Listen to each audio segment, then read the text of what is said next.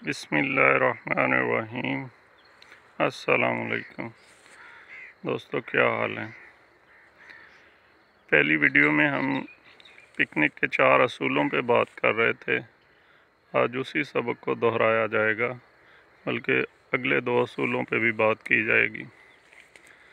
तो पिकनिक के 4 असूल थे। नंबर 1 कि ज़मीन को पानी में डूबने नहीं देना।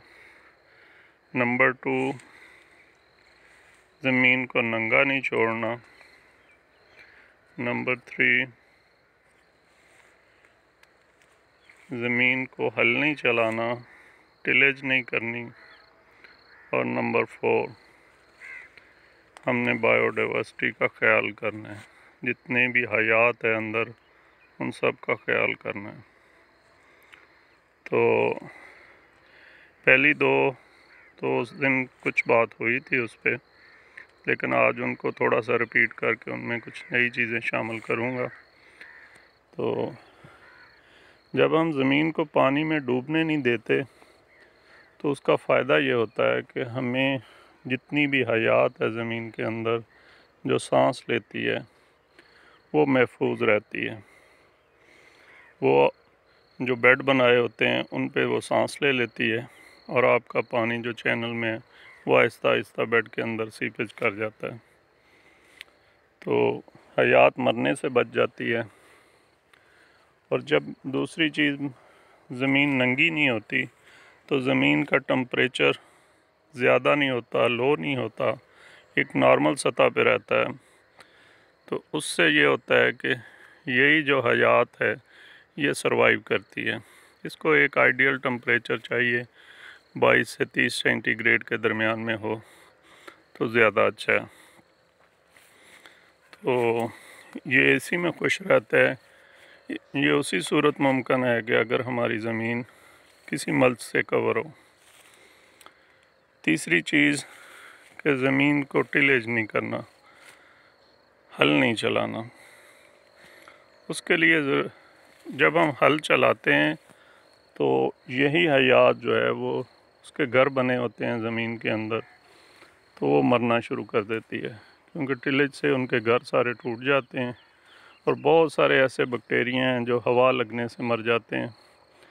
तो हमारे पौधों का जो सर्कल है वो इन्हीं बैक्टीरिया, इन्हीं हयात से जुड़ा हुआ है। तो जैसे ही हम उसको टिलेज करते हैं वो सारे के सारे मर जाते हैं। और चौथी चीज़ है बायोडाइवर्सिटी। बायोडाइवर्सिटी जब कुदरत का एक निज़ाम है कि जैसे हिरन को शेर खाता है और हिरन घास खाती है, और पूरा एक सर्कल है, एक चेन है, वो एक दूसरे की खुराक बनते हैं। ऐसे ही कुदरत में एक चेन बनी हुई है कि ये वाला कीड़ा उस कीड़े को खाएगा, उस वाला कीड़ा उस कीड़े को खाएगा। ज़मीन के अंदर भी ऐसे ही है और बाहर भी ऐसे ही है। तो जब हम उस निज़ाम को छेड़ते नहीं हैं, ज़हरपाशी नहीं करते, तो हम किसान दोस्त कीड़े इतने ज़्यादा आ जाते हैं कि किसी भी दुश्मन कीड़े के अटैक के होते हुए वो फ़ौरन 2-3 दिन में पीछे आ जाते हैं और उसको कवर कर लेते हैं। तो हमें ज़रूरत नहीं पड़ती ज़हरपाशी की। तो 2% 4% इस पे नुकसान होता है। उतनी देर में 2 कीड़े आ जाते हैं और हमारा जो निज़ाम पौधा है वो बिल्कुल बच जाता है।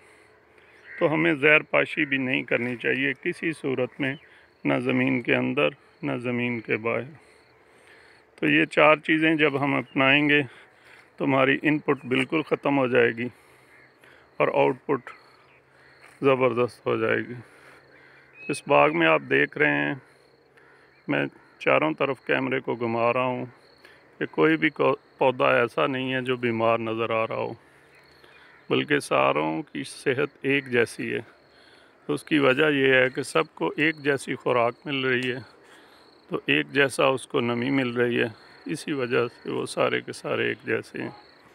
हमारे जो आम काश्तकारी है उसमें या तो पौधा डूबा हुआ होता है पानी में, या फिर वो बेचारा खुश्की की वजह से मर रहा होता है।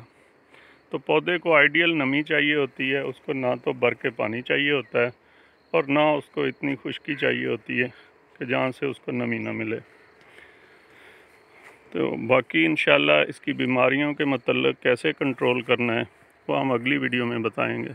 अस्सलामु अलैकुम।